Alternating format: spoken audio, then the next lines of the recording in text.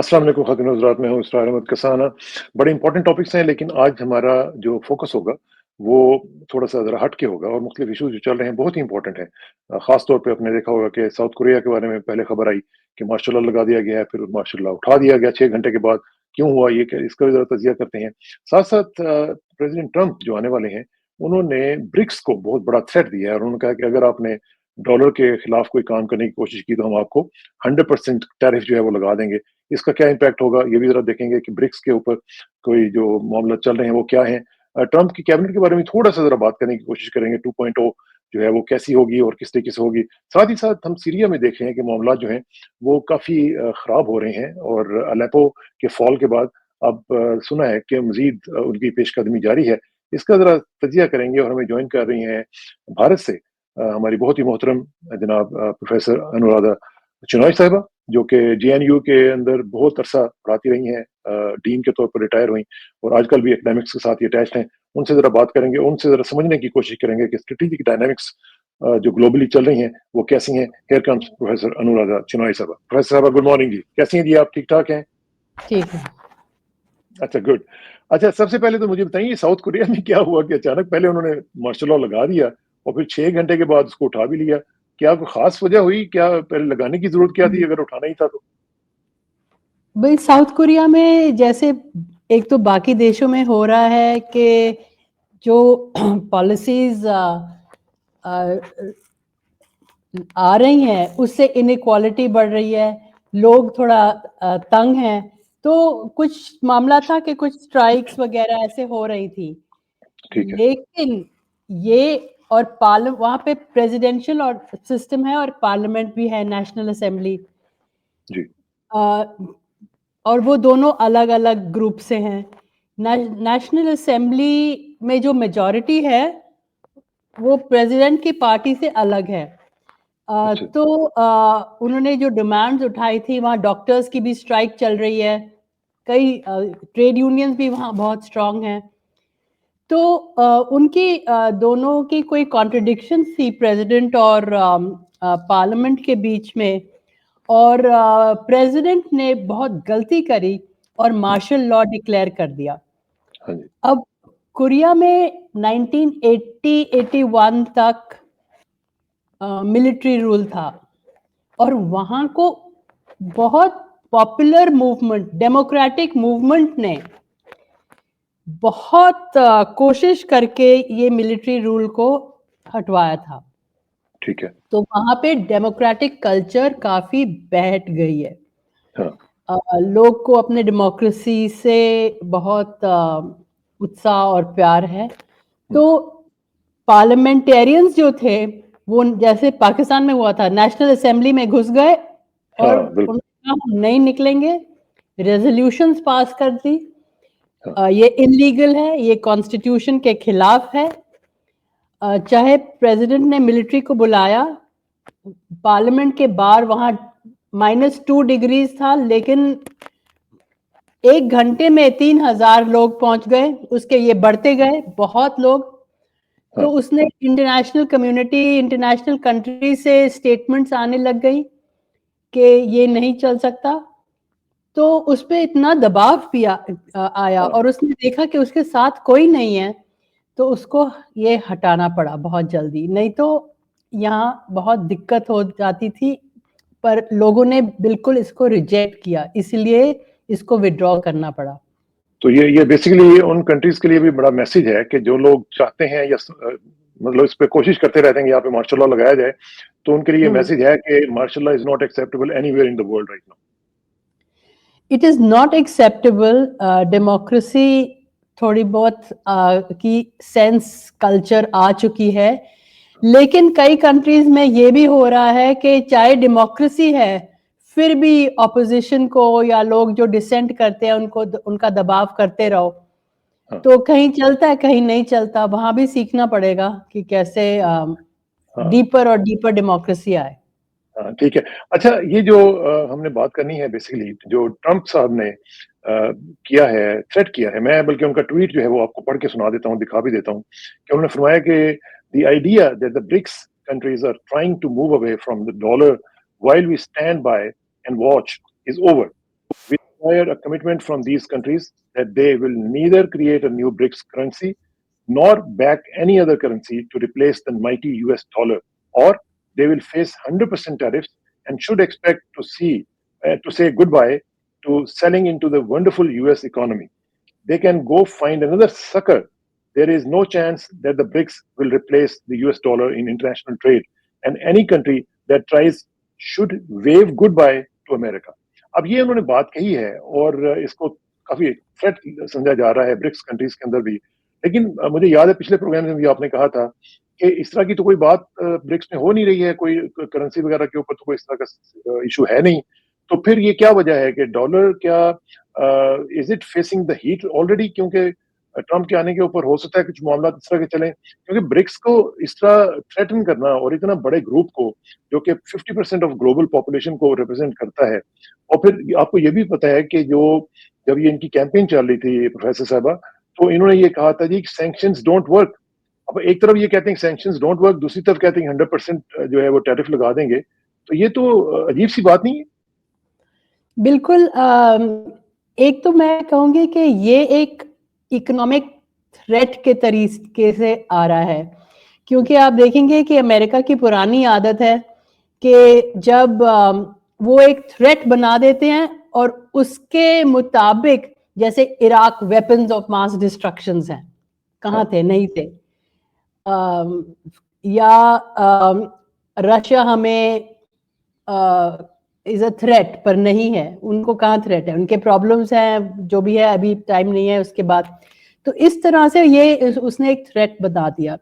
असल की ये बात है कि जिन कंट्रीज पे अमेरिका ने सैंक्शंस डाले हैं, वेस्ट ने सैंक्शंस डाले हैं, जैसे रूस पे, ईरान पे, उनका कोई चारा नहीं है, लेकिन वो ट्रेड जो है वो अपने करेंसीज में कर रहे हैं जी। और ब्रिक्स में कोई बात नहीं है कि वो एक नई करेंसी बनाए, बिल्कुल वो एक करेंसी बनाएंगे ही नहीं। वो कह रहे हैं कि हम ऑल्टरनेट्स देख रहे हैं जिससे हम जो स्टेट टू स्टेट ट्रेड है सिर्फ उसमें हम अपने नेशनल करेंसीज में करें। जैसे इंडिया और रशिया अपने नेशनल करेंसीज में ऑयल और डिफेंस का ट्रेड काफी हद तक करता है।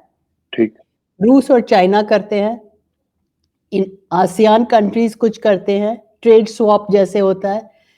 और अब सऊदी अरेबिया और यूएई वगैरह वो भी युआन वगैरह में करना शुरू कर दिया। पर फिर भी 88% of global trade is still in dollars.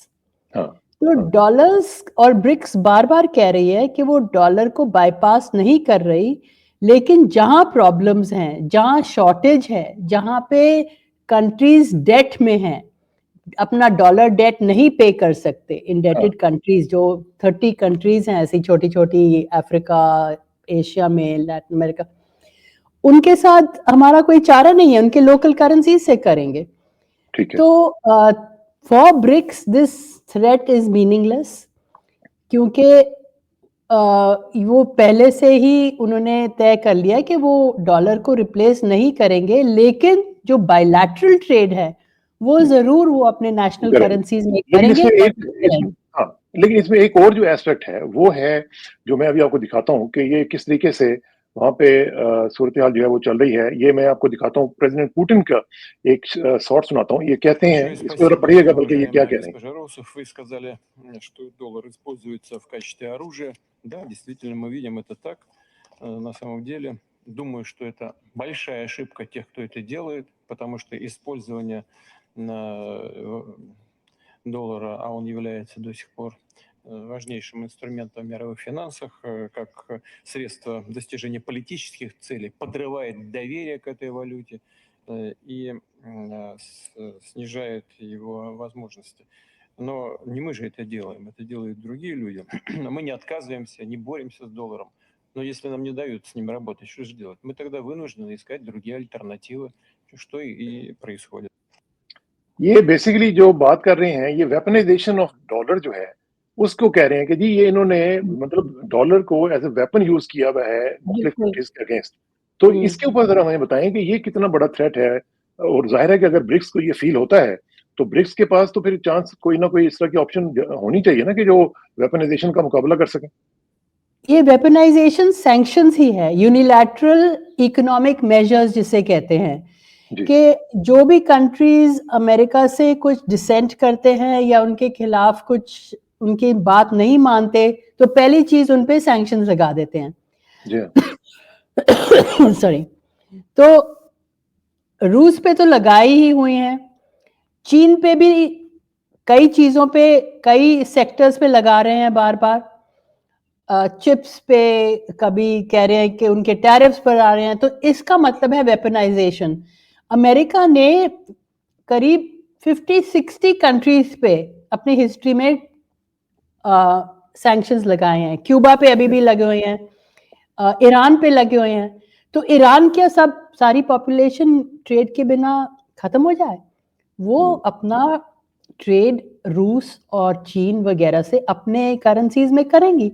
तो यही पुतिन कह रहा है कि आपने इसको एक वेपन बना दिया है कंट्रीज के इकोनॉमीज के खिलाफ, कंट्रीज को स्ट्रैंगल करने के लिए।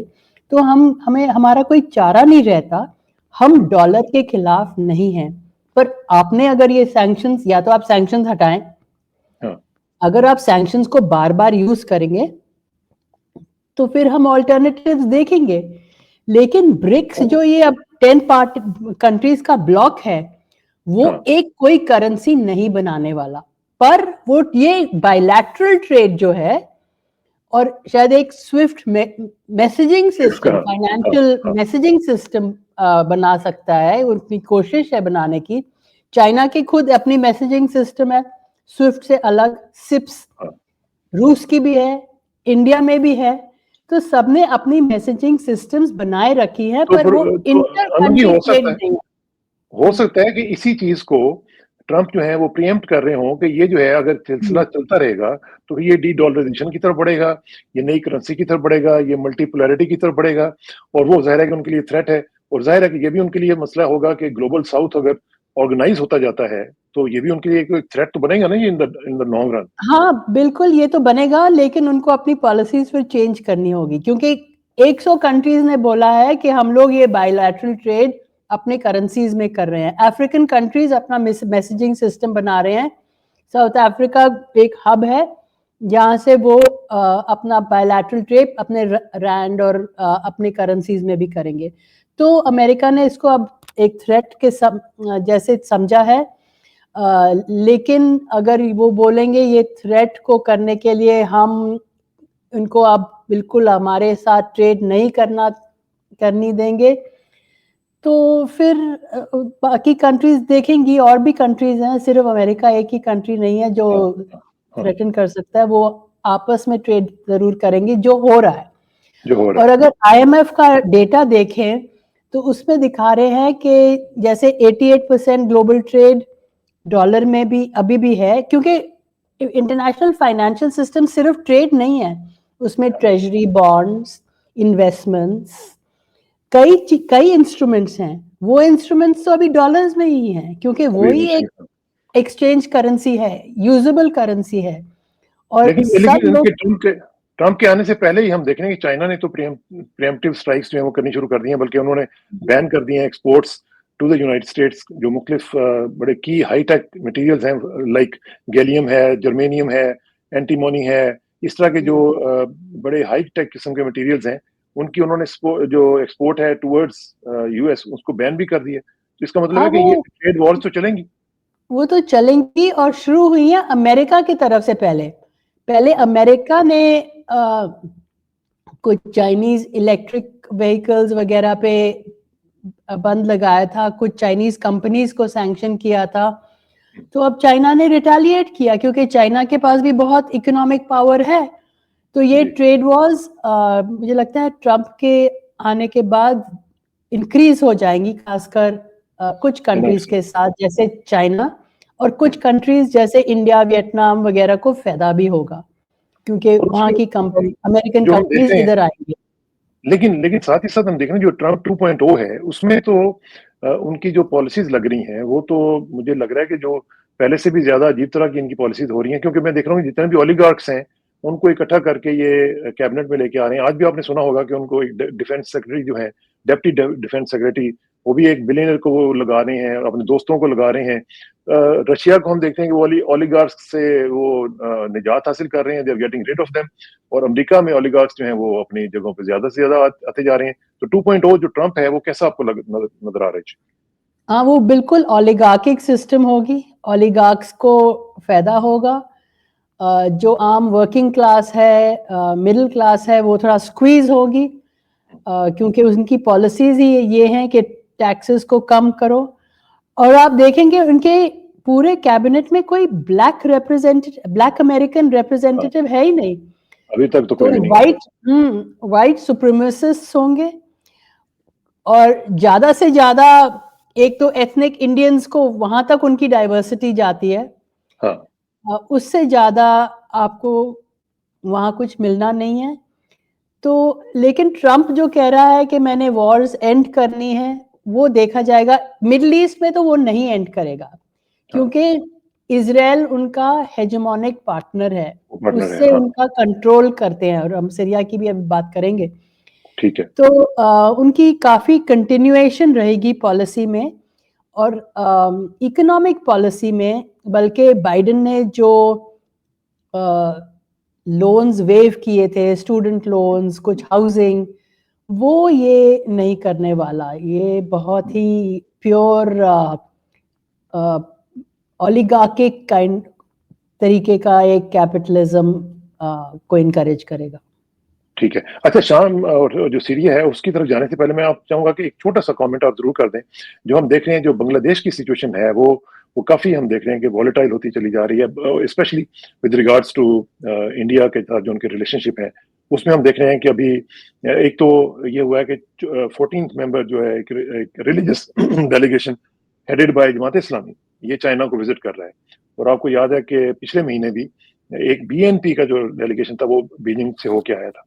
अच्छा, फिर ये भी है कि इंडिया ने भी रीच आउट करने की कोशिश की है बीएनपी को। और क्या हम समझते हैं कि are some options for India still open in Bangladesh? क्योंकि बांग्लादेश के ये जो अनरेस्ट चल रहा है उसका रिएक्शन अब इंडिया में भी फील हो रहा है। त्रिपुरा में आपने देखा होगा कि बांग्लादेश का जो मिशन है उसके ऊपर अटैक किया गया है, फ्लैग को वेंडलाइज किया गया है, और इस तरह की सारी चीजें चल रही हैं। तो ये इंडिया और बांग्लादेश में क्या चल रहा है जी? देखिए, बांग्लादेश, एक तो वहां पे रिजीम चेंज हुआ था, क्योंकि इलेक्शंस के बाद मॉब आए और उन्होंने बेगम हसीना को हटवाया जी। उसने इंडिया में शेल्टर लिया। तो वो डेमोक्रेटिक चेंज तो नहीं था, वो तो मॉब के तरफ से चेंज था, जिसमें अमेरिका ने साथ दिया है।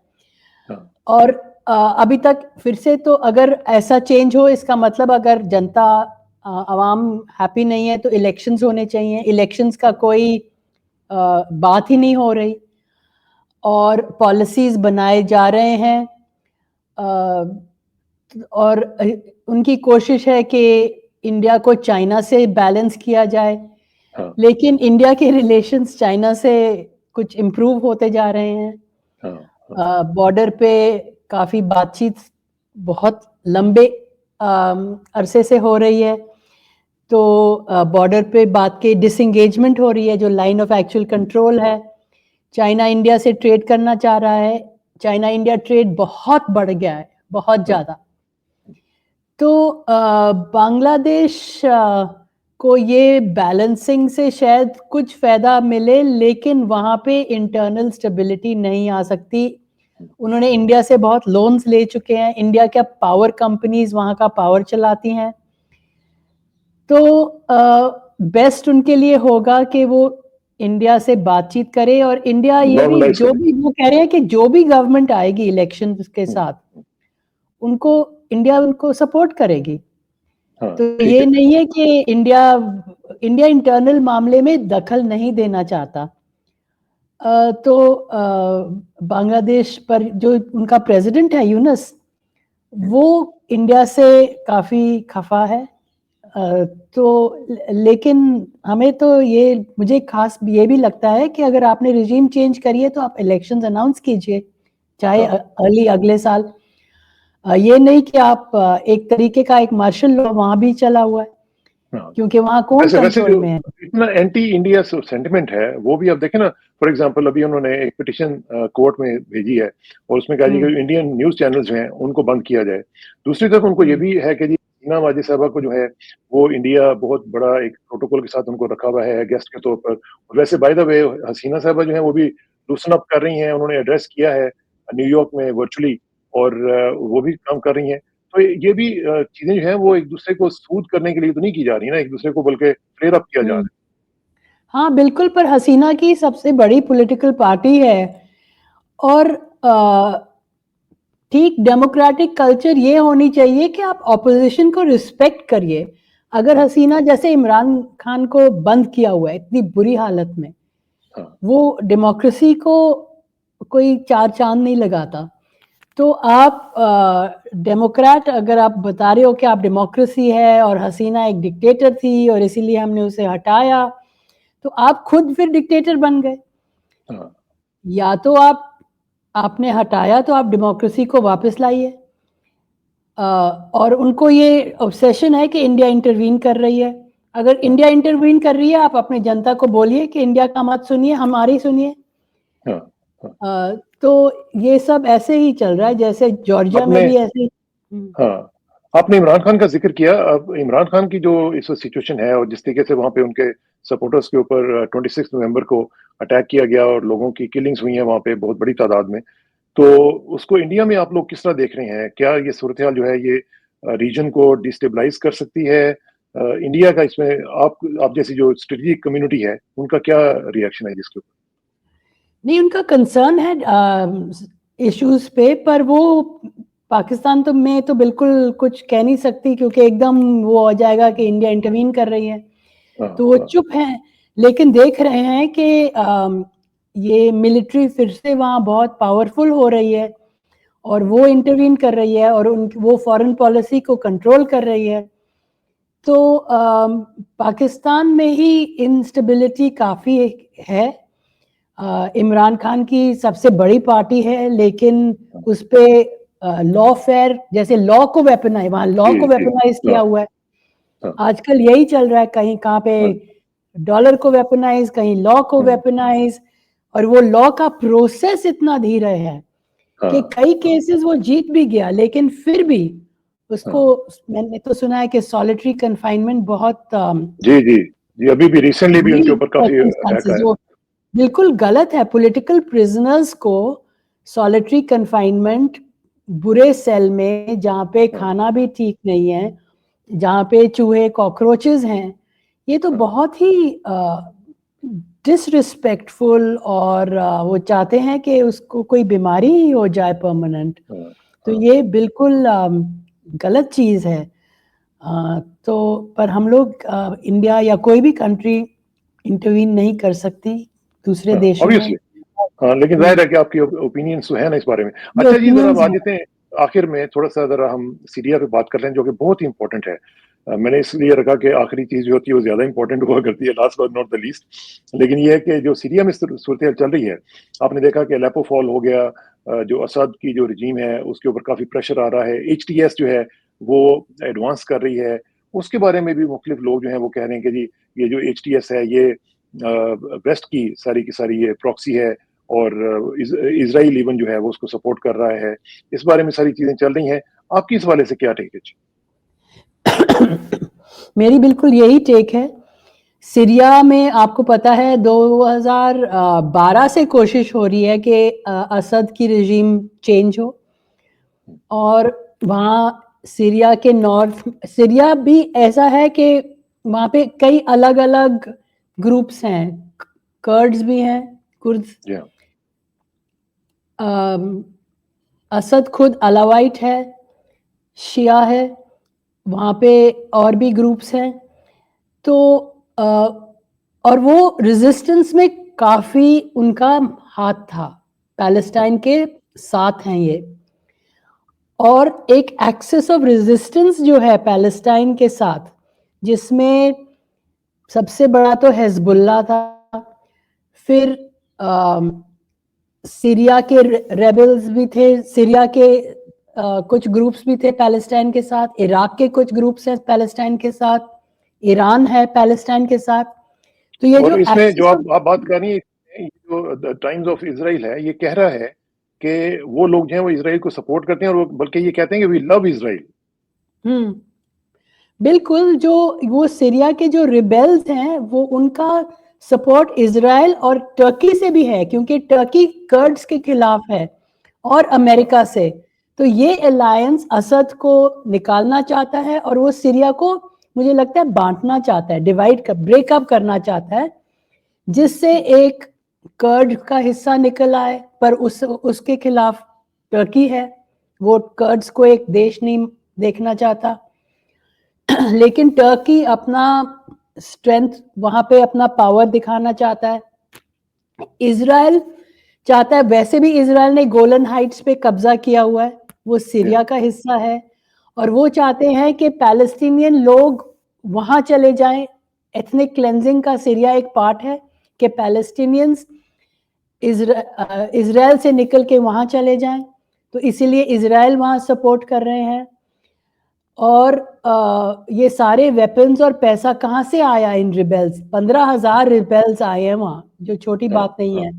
लेकिन रूस और ईरान अब सीरिया का सपोर्ट कर रहे हैं। रूस ने असद को खड़ा किया था इतने साल, 2015-14 में रूस ने मदद शुरू की थी, और पिछले 2 साल से वो काफी स्टेबलाइज हुआ था।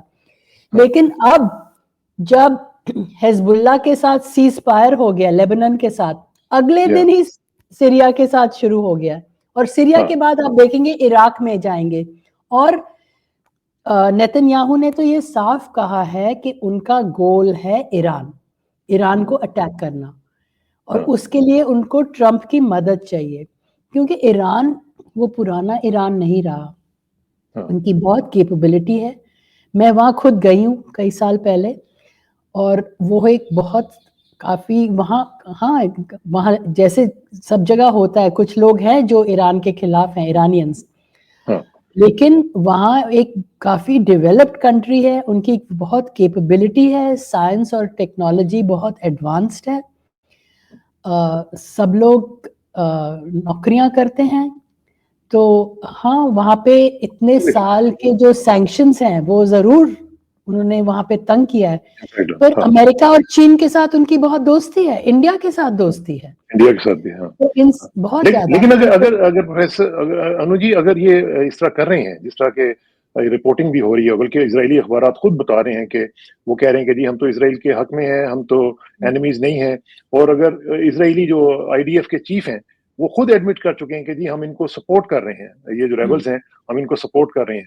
तो अगर सीआईए, जाहिर है कि अगर वो सपोर्ट करे तो सीआईए उनके साथ है, और अगर सीआईए और इजराइल मिलकर अगर बिलियंस ऑफ डॉलर्स को उनको स्पेंड कर रहे हैं, तो ये क्या उसी तरह नहीं है जिस तरह कॉन्ट्रास का एक सिलसिला हुआ था, उस तरह के ग्रुप्स बना के वैसा ही सिलसिला है, वो टिपिकल सीआईए प्लेबुक जिसे कहते हैं, वो सेम चीज। अपनी किताब खोलते हैं, रिजीम चेंज के लिए एक ग्रुप को यहाँ से लाएंगे, एक ग्रुप को वहां से लाएंगे, उनको पैसे देंगे, और फिर उनकी प्रेस भी उनके साथ है। वो कहेंगे ये कि असद एक डिक्टेटर है, उसने वाइट फॉस्फोरस यूज करी थी, जो जैसे वो कह रहे हैं कि हमास ने रेप किया था, जो बिल्कुल साबित नहीं हुआ। वैसे ही फॉल्स फ्लैग जैसे जिसे कहते हैं, वो सीरिया के असद के बारे में कह रहे हैं कि यहाँ रिजीम चेंज जरूरी है, और ये जो इस्लामिस्ट नया ग्रुप है HTS, ये डेमोक्रेसी लाएगा, और उनको सपोर्ट कर रहे हैं।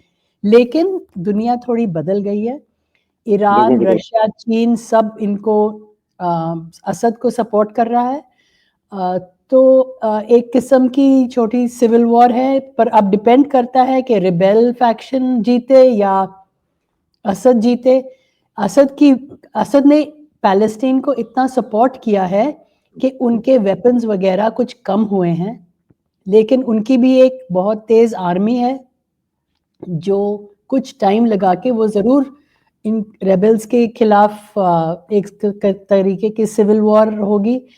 अलेपो तो अलेपो तो इन्होंने फॉल कर हो गया ना, अलेपो तो फॉल हो गया। वो पहले भी काफी टर्किश इन्फ्लुएंस के अंडर था।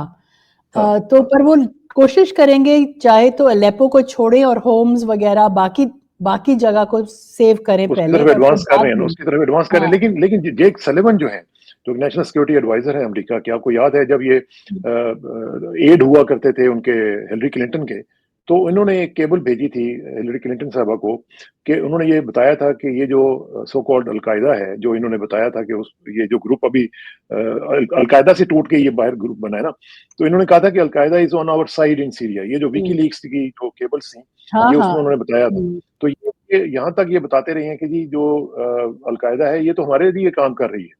तो तो ये इसमें तो अब अमेरिका काफी, अब ये तो पुरानी खबर हो गई है कि अमेरिका उन टेररिस्ट को जरूर सपोर्ट करता है जो उनके साइड में है, और उन ग्रुप्स को इस्लामिस्ट और टेररिस्ट बोलता है जो उनके खिलाफ हैं। आपको याद होगा कि लैटिन अमेरिका में जो उनकी मनरो डॉक्ट्रिन थी, और कुछ लोगों ने मुझे याद नहीं किस प्रेसिडेंट को बोला था कि ये तो एक बास्टर्ड है, उसने कहा हाँ ये बास्टर्ड है पर ये हमारा बास्टर्ड है, तो ठीक है। तो सेम चीज अलकायदा के बारे में कि ये अगर अलकायदा हमारे साथ है तो ये हमारे हैं, दूसरे इस्लामिस्ट खराब है। हाँ, तो ये वो केबल है जो मैं दिखा रहा हूँ, ये वो केबल है अनु जी, जो जिसमें उसमें जेक सलिवन ने लिखा था कि AQ is on our side in Syria, यानी ये हमारे लिए काम कर रहे हैं, इसलिए इसको डोंट वरी अबाउट इट। तो इस तरह की जो चीजें ये चलती रहती हैं, और जिस तरह आपने कहा कि ये उनका बास्टर्ड है, हमारा बास्टर्ड नहीं, तो इस तरह की चीजें जो है वो चल रही हैं। लेकिन इसके ऊपर आप समझती हैं कि they will be able to defend Damascus and everything? भाई अब ये इनकी तो डिप्लोमेसी तो है नहीं कहीं, ये ऑर्गेनाइज्ड फोर्स के थ्रू काम करती है अब अमेरिका, इजराइल। आपने देखा कि हिजबुल्लाह के साथ ये हार गए, उनको चोट लगी इसीलिए सीज फायर हुआ। एक भी लेबनान, साउथ लेबनान की विलेज वो नहीं ले सके।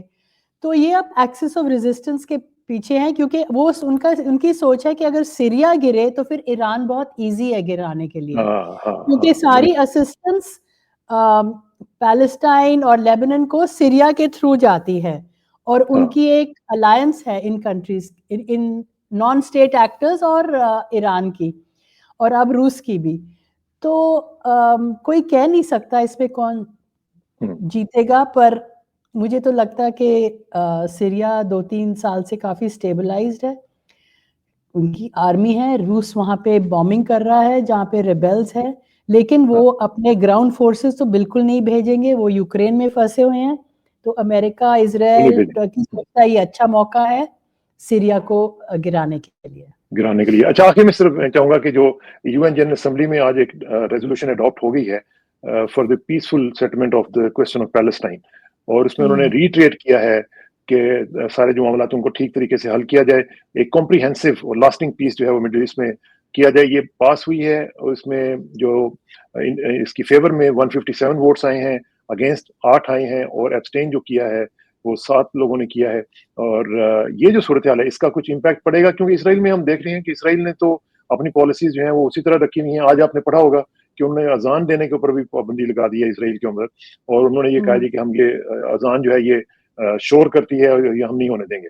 और साथ ही साथ हम ये भी देख रहे हैं कि नेतन्याहू साहब को पार्लियामेंट के अंदर लोगों ने काफी फिजिकली भी मारा मुरा है, और वो भी साथ सिलसिला चल रहा है। तो आप समझते हैं कि इसका कुछ इम्पैक्ट पड़ेगा जी?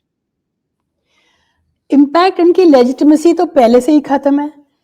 यूनाइटेड नेशन जनरल असेंबली ने 100 रेजोल्यूशंस पास करी होंगी 1949, 40, 50 से, खासकर 1967 के बाद, कि यहाँ पीसफुल सेटलमेंट होनी चाहिए, कभी 2 स्टेट सोल्यूशन होनी चाहिए, इक्वल राइट्स होने चाहिए। ये तो एक ज़ायनिस्ट स्टेट, बिल्कुल एक नॉन डेमोक्रेटिक, वहाँ एक कोई स्टेट हो सकती है कि कुछ लोगों के लिए डेमोक्रेसी हो और बाकियों के लिए रिप्रेशन हो। पूरे जो करीब 40% पॉपुलेशन है पैलेस्टीनियन की, उनपे उनकी प्रॉपर्टी छीनी जाए, चोरी किया जाए। आप देखेंगे सिर्फ अमेरिका उनके साथ है, इसीलिए वो security council, United nation general assembly की तो रेजोल्यूशंस इंप्लीमेंट नहीं हो सकती। तो यूनाइटेड नेशंस, मुझे लगता है जनरल असेंबली को इजराइल को एक्सपेल करना चाहिए। जैसे ICC ने बोला है कि नेतन्याहू एक क्रिमिनल है, इंटरनेशनल क्रिमिनल कोर्ट ने बोला है कि ये क्रिमिनल है, वॉर क्राइम्स इसने कमिट की हुई हैं। ICJ, international court of justice ने बोला है कि यहाँ जेनोसाइड एक प्लॉजिबल मामला है, इस पे हम इन्वेस्टिगेट कर रहे हैं। तो ये तो सारी दुनिया की आंखों में साबित है कि यहाँ जेनोसाइड हो रहा है। यहाँ जैसे जूस के खिलाफ हॉलोकॉस्ट में हो रहा था, उन्होंने एक तरीके से वो कॉपी करके कर रहे हैं, लेकिन फिर भी अमेरिका और कुछ वेस्टर्न कंट्रीज उनको सपोर्ट कर रहे जा रहे हैं। पर आप इस रेजोल्यूशन में देखेंगे कि वेस्टर्न कंट्रीज ने भी ये रेजोल्यूशन पास कर दी है, क्योंकि वो सोचते हैं कि क्या हुआ, चाहे वो आर्म्स देते रहें। यहाँ जर्मनी ने भी पास कर दिया है, लेकिन फिर भी जर्मनी भी उनको आर्म्स और एड दे रहा है।